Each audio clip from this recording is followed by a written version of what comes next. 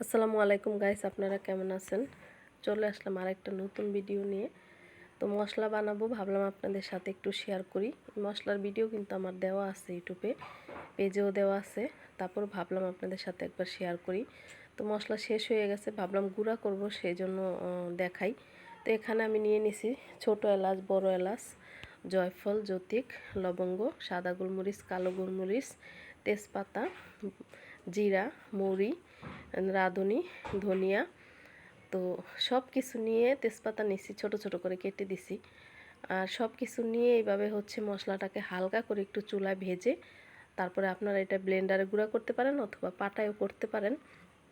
আর এই মশলাটা দিয়ে যখন আমি মাংস রান্না করি এত ঘ্রাণ আসে, কি বলবো। মাংস রান্না করার সময় পুরো বাড়ি মোমো করে, এত সুন্দর ঘ্রাণ হয়।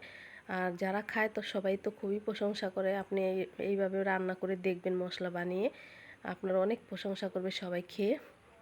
আর এই মশলাটা দিয়ে কিন্তু আপনি চাইলে বিরিয়ানিও রান্না করতে পারেন।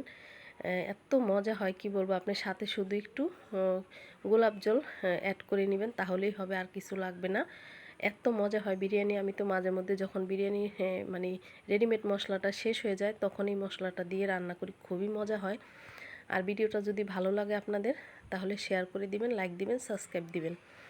তো এই তো মশলাটা হালকা করে একটু চুলা কমিয়ে ভেজে নিছি। আর এখন এটাকে ঠান্ডা করে তারপরে আমি ব্লেন্ডারে গুঁড়া করে নিব।